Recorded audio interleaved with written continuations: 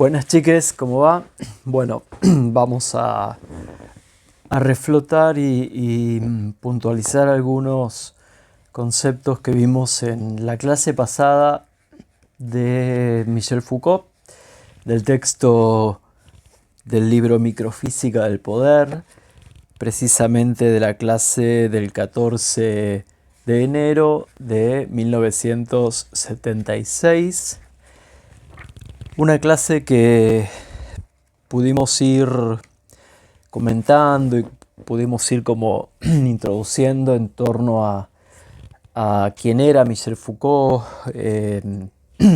dentro de qué corriente de la filosofía lo podíamos pensar, más allá de- de, del etiquetamiento que en general este autor eh, se resistía, ¿no? Hay un texto muy lindo de él eh, que se llama ¿Qué es un autor?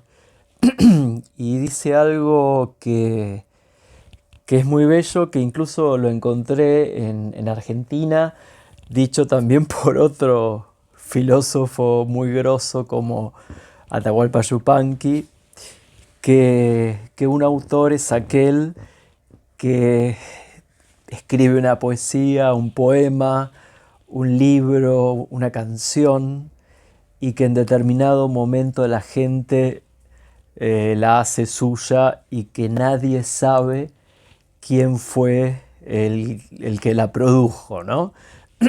Michel Foucault era realmente un ser valioso en este sentido de no querer etiquetarse en, en ningún tipo de profesión, en ningún tipo de clasificación en su tarea. La prueba está en que ustedes, cuando estaban, bueno, ahora las librerías volvieron a abrir, ustedes van a una librería y quieren ver textos de Michel Foucault, puede pasar que tienen que ir a libros de autor por el apellido y no por tema, porque a Foucault se lo puede ubicar en la filosofía, en el psicoanálisis, en la antropología, en la sociología. Por eso cuando a él le preguntaban ¿qué es usted, profesor Foucault? Él decía, no sé, soy una persona que piensa. Y esto creo que es interesante porque habla de alguien que era coherente con su doctrina teórica, ¿no? Que tenía que ver con el alejamiento a cualquier clasificación, a cualquier detenimiento de simbolismo que lo detuviera en alguna categoría que lo ubicara y lo limitara. Así que incluso esto lo ha llevado a tener serios problemas personales, ¿no? En cuanto a sus clases en la universidad. Retomando un poco lo que vimos en la clase, quiero remarcarles algunos puntos importantes para quienes estuvieron y para quienes no. En esta clase, Foucault va a dejar como muy en claro que el poder no es algo que se detenta desde un solo lugar, que no es algo que está concentrado en un solo estamento. El poder circula, el poder deambula por la sociedad y por los sujetos. Y que el poder es esa fuerza capaz de manipular, de coaccionar a otros aún en contra de su voluntad.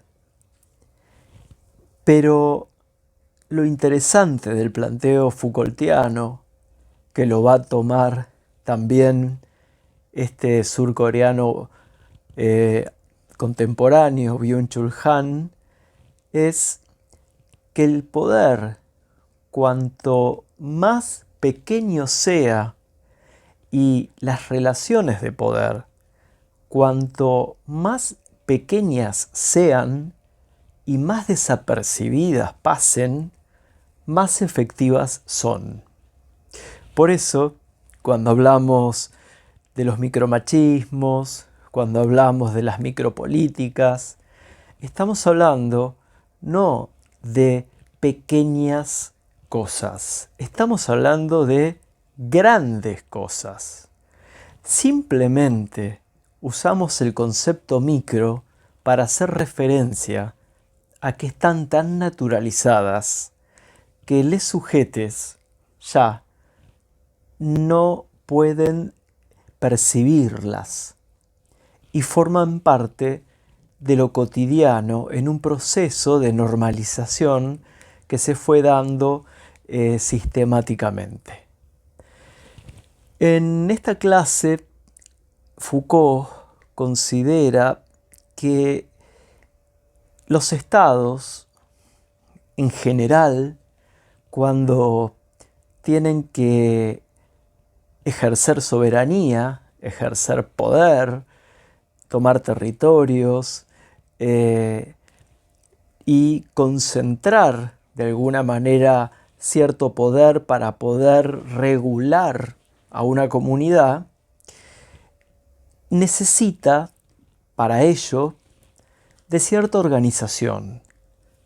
Y esa organización se basa en la división, es decir, en la clasificación, organización y diferenciación de los ciudadanos. En ese sentido, Foucault cree que un Estado, para sostenerse y ejercer ese poder, necesita, en primer lugar, ejercer normas y tener normas que, en primer lugar, le garanticen su legalidad, que le den el reconocimiento que puede castigar y que puede ejercer poder sobre otros si no aceptan sus criterios. Y es ahí cuando en la organización de las comunidades, los estados o las primeras comunidades empiezan a construir sus primeras leyes y sus primeras normas, que, como dijimos en la clase, indican lo prohibido y lo permitido. Se acuerda lo prohibido y lo permitido, pero en general se acuerda no en función de un voto popular o de una consulta popular, sino generalmente en función de lo que le es beneficioso al Estado. Aunque el discurso que le deviene al pueblo es que esa prohibición es por el bien de la comunidad. Cuando un Estado puede determinar lo prohibido y lo permitido, ya puede establecer leyes y puede establecer un sistema de vigilancia que indique a aquellas personas que cumplan con esa ley que puedan seguir haciendo su vida y aquellas que no la cumplan, castigarlas, privándolas de la libertad, sometiéndolas a impuestos o incluso quitándoles la vida. A lo largo de la historia los castigos han sufrido una cantidad de modificaciones. Esto lo pueden ver ustedes en el texto de Vigilar y Castigar. Cuando las normas de los estados comienzan a internalizarse en el tejido social, en las clases sociales, en los ciudadanos de a pie, empiezan a naturalizarse, empiezan como a cobrar cierta característica de sentido común. Es decir, que aquello que alguna vez fue creado con un fin, hoy es vivenciado como algo dado desde siempre o quizá incuestionable. Y ahí es donde realmente el poder empieza a ejercer su efecto. Seguimos. Si el poder, aún en esas sociedades, sigue naturalizándose y esas normas y esas leyes no pueden ser revisadas, no pueden ser actualizadas, no pueden ser sometidas a nuevas lecturas, indudablemente, esas leyes que ya son parte del sentido común empiezan a transformarse también en cuestiones morales, en cuestiones que van a plantear no solo lo permitido y lo prohibido, sino también lo bueno y lo malo. Todo aquello permitido será lo bueno y todo aquello prohibido será lo malo. Y las personas malas serán las que realicen actos prohibidos. Claro, prohibidos en esas normas creadas en aquel contexto. Pero seguimos aún, porque en general los movimientos instituidos de los estados que tratan de conservar su lugar de poder siguen naturalizando las normas. Y especialmente él va a plantear que en el siglo XIX y con la aparición de la medicina dentro de la política, empieza a aparecer un discurso médico dentro de la política que comienza a darle un cariz y un matiz a la política muy particular. Los médicos eran los que podían dar vida o quitar vida o prolongar la vida de alguien. Por lo tanto, empiezan a aparecer conceptos en la política como los pulmones de la ciudad, las arterias de conexión, conceptos que eran comparaciones de cuerpos humanos con cuerpos sociales. Conceptos que desde la medicina son aplicados a la política. Y en ese contexto es muy común que las leyes también empezaran a plantearse desde la medicina en torno a salud y enfermedad. Ya no era solamente lo bueno, malo, permitido, prohibido, sino que había que buscarle la explicación racional en una cultura burocrática, aristocrática, de una revolución industrial que empezaba a generar la necesidad de ser más racional.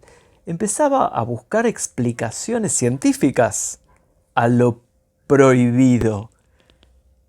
Y es así que las categorías psiquiátricas comienzan a mencionar y a explicar las desviaciones de las leyes. Los perversos, los delincuentes, los criminales comienzan a ser pensados desde la medicina y ahí empieza a quedar como ubicada esta idea de que infringir una ley no es solamente algo malo y prohibido, sino también es algo que podría llegar a tener que ver con alguna enfermedad. Y los estados deben hacerse cargo de esto, ya sea con la cárcel y generar dentro de la misma sistemas de rehabilitación, que sabemos que no los hay, o en la prevención, como por ejemplo creando orfanatos, ¿sí? Todo lo que fue en nuestro país, en la Argentina y en el mundo, la creación de instituciones para el cuidado de niñes que muchas veces tenían familia, pero el Estado consideraba que no les brindaban la educación suficiente, o niñas que no tenían familia y el Estado empieza a hacerse cargo de su educación para evitar ¿sí? Que esas niñas luego se transformaran en delincuentes, y esos reformatorios, esas reformas a la conducta, empiezan nuevamente a plantear que hay que pensar a la conducta humana y a las desviaciones desde el saber médico. De esta manera, el poder se empieza a instalar ya no solo desde la política económica, desde la política mercantil, desde lo que tuviese que ver con la ocupación de territorios, empieza a aparecer algo muchísimo más subrepticio, que es la capacidad de poder empezar a entrar en la vida de cada persona y el Estado decidir por la vida de cada persona en función de su bien. Y este es un concepto interesante, que es el de la biopolítica. El Estado decide sobre cuestiones que tienen que ver con la vida de los ciudadanos. El calendario de vacunas, fichas municipales, de repente, por ejemplo, podría tratarse también de asociar ciertas enfermedades con ciertas clases sociales y ciertos estados de vivienda. Hoy estamos hablando de un proyecto y de un anteproyecto de interrupción legal del embarazo, porque todavía el Estado sigue decidiendo por el cuerpo de las mujeres. Estamos hablando de la biopolítica. El Estado decide por el cuerpo de otros. Y en ese sentido, cuando empieza a pensarse el poder, lo que empieza a pensarse es en una organización reticular. Es decir, el poder arrancó en algún momento en una situación macro, en algún estado superior, pero se fue degradando, se fue inmiscuyendo, naturalizando y adaptando en la sociedad, generando una red y generando una retícula donde ahí es efectivo, donde ahí ya todo eso que en algún momento se dijo o se pensó como organización social, se cumple en el cotidiano vivir. En ese cotidiano vivir es lo que Michel Foucault va a llamar la microfísica del poder. Es en lo cotidiano de nuestros actos. Digo, cuando hablamos, por ejemplo, de que el poder circula a nivel micro, estamos hablando simplemente de por qué una mujer a veces no puede caminar a determinadas horas del día sola por la calle por temor a lo que le puedan decir o hacer los hombres.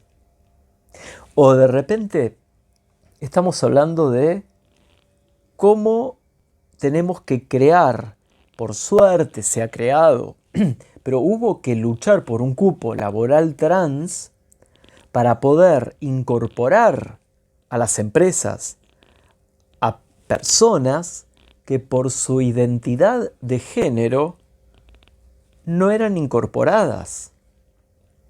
Entonces, en el aula, en el recreo, en la vida, se ve el poder y se ve esa retícula de poder con esas ideologías que en algún momento fueron macro. Digo, si el patriarcado es, por ejemplo, un paradigma hegemónico macro, las micro políticas machistas, los micromachismos, son los que lo sostienen. Por eso, el patriarcado caerá no cuando imaginemos una caída como la del muro de Berlín, sino cuando desde lo cotidiano cada uno de nosotros podamos desandar y desarmar las conductas que sostienen ese paradigma. Estoy planteando lo que plantea Foucault, que es el orden inverso. Si se construyó de arriba hacia abajo, hay que deconstruir de abajo hacia arriba. Es decir, es a partir de la convivencia y del tejido social y de la cotidiana vida en la cual uno puede comenzar a cuestionar. Porque el poder no solamente tiene la capacidad de imposición y la capacidad de sometimiento y la capacidad de dominio de los cuerpos. Digo, el poder domina un cuerpo, por ejemplo, y el poder indica cómo debe moverse un varón, cómo debe moverse una mujer. Y se lo enseñamos desde muy chicos. Cuando hacemos comentarios que algo es de varón, algo es de mujer, tal color es de un sexo, tal color es de otro. Estamos en ese momento utilizando una micropolítica. Ahora, volviendo al tema de esta obediencia, la obediencia sobre los cuerpos, el cuerpo obediente es el cuerpo que se somete al discurso del paradigma mayor. Y sobre todo, algo más preocupante, que es la instauración de los discursos de verdad.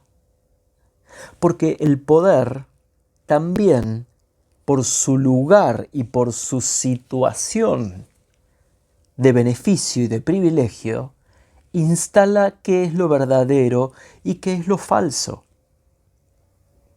Del mismo modo que podía establecer qué es lo bueno y lo malo, qué es lo permitido y lo prohibido, qué es lo sano y qué es lo enfermo, también puede instalar la idea de qué es verdadero y qué es falso. En este sentido, los discursos de verdad, ¿qué es la verdad?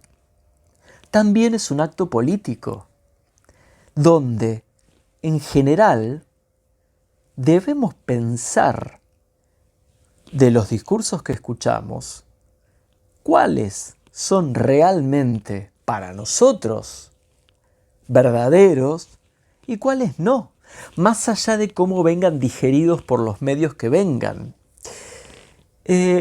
Los mecanismos de normalización son mecanismos que pueden tomar cualquier forma. En su momento, Foucault habló de la escuela, de la cárcel, del manicomio, mecanismos y lugares donde se intenta controlar a la población para que responda a cierta estabilidad.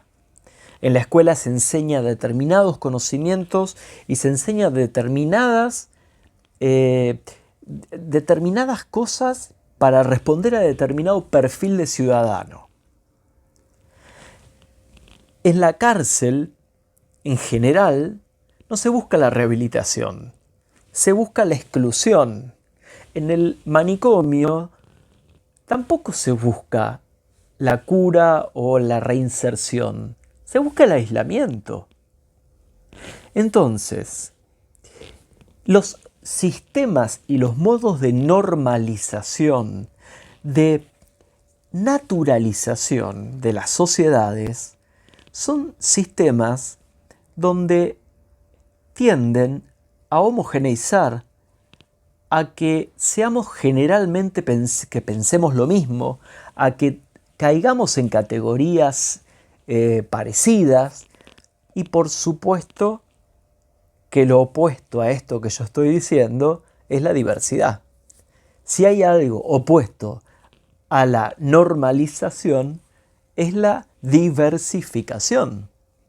Cuando alguien habla de diversidad, como en la ley de ESI, y hablamos de géneros diversos, hablamos de elecciones sexuales diversas, indudablemente salen sectores absolutamente reactivos a contradecir esto con el argumento nuevamente biomédico de la naturaleza y del orden social natural, de Dios crea a un hombre y una mujer para la reproducción. Entonces, en este sentido, el discurso de verdad es un discurso que también hay que tener en cuenta, porque cuando se instala un paradigma, cuando se instala una lógica, cuando se instala una representación y se la asimila como cierta, y no existe la posibilidad de un pensamiento crítico que la pueda analizar desde distintos factores, distintos lugares, indudablemente estamos cayendo en ser leídos por otros, ser hablados por otros. En el 2001, cuando apareció esta corriente de los pibes chorros, que en realidad no me refiero al grupo musical, sino me refiero a la nominación de estos chicos que salían de ciertos sectores, de lugares muy marginales, sus familias habían perdido el trabajo, habían estado en situaciones de máxima pobreza, el país estallaba.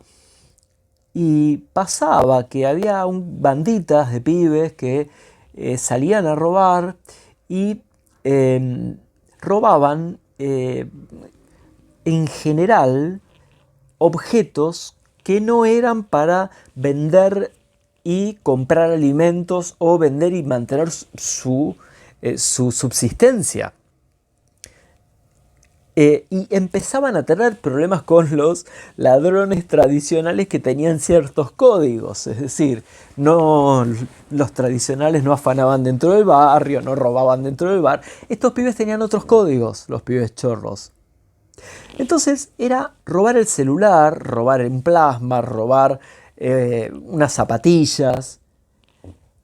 Y era porque en realidad de lo que se trataba era de si el mercado y la sociedad me dice que ese celular es el que me hace pertenecer, yo lo quiero tener porque quiero pertenecer. Esas zapatillas, porque las veo en una publicidad o se las veo a alguien de determinado lugar, es pertenecer.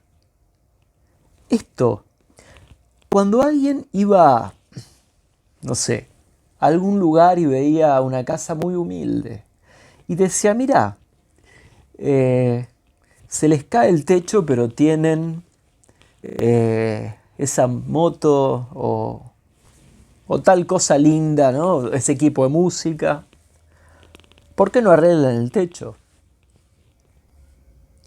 Esta es la falta de pensamiento crítico, es la falta de pensamiento en situación.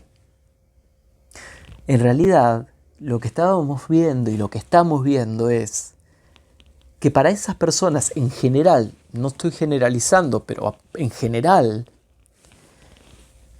necesitaban tener ciertos códigos que se supone que esta ciudad, que este momento social dice que hay que tener para pertenecer, y si no, uno queda excluido. Se te puede caer la casa, pero tenés que tener esa moto. Entonces, Michel Foucault, volviendo a él para cerrar, Michel Foucault, cuando habla de la organización reticular del poder, todo el tiempo va a estar diciendo que la verdad, el derecho y el poder conforman una triangulación en la cual instalan discursos. Y esos discursos hay que someterlos a debate. Esos discursos hay que someterlos constantemente a discusión porque las sociedades, los ciudadanos, el mundo cambia. Y a lo mejor lo que en algún momento pudo haber sido una norma coherente o una definición quizá coherente, en otro momento es altamente injusta. En ese sentido, la capacidad que tiene Michel Foucault para poder plantear el cuidado de sí mismo. ¿Qué es el cuidado de sí mismo? El no caer en una estructura que te normativice. El no caer en una estructura que te formatee. Ni mirar a los otros desde una estructura formateándolos. Pensar que la diversidad tiene que ver con el respeto y tiene que ver con el aprendizaje. Se aprende con lo diferente, con lo igual en general no. Niñas trans existieron siempre.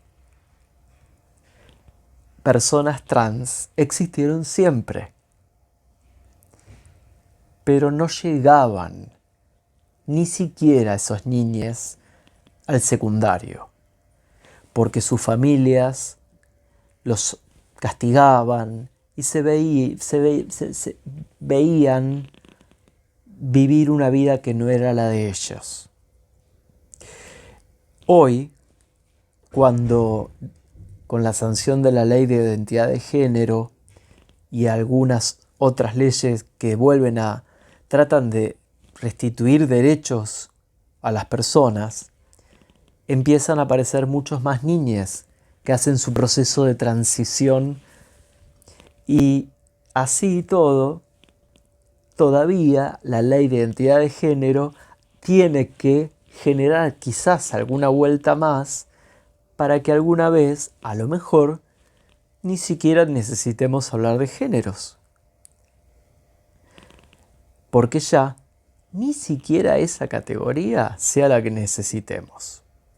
Un orden, un parámetro, un punto de referencia, sí, todos necesitamos. Pero ni lo suficientemente rígidos, ni lo suficientemente flexibles. Entonces, me parece que es ahí donde apunta Michel Foucault con Microfísica del Poder. Cuando uno va a meterse al aula, en un chiste, en un insulto, en una broma, en un comportamiento pequeño, está reproduciendo algo que si uno lo puede desarticular, eso multiplicado por enésima vez por cada persona que lo haga en otras aulas o en otros espacios, es lo que genera que se pueda bajar ese patriarcado, ese paradigma y esa estructura macro. Bueno, nos estamos viendo.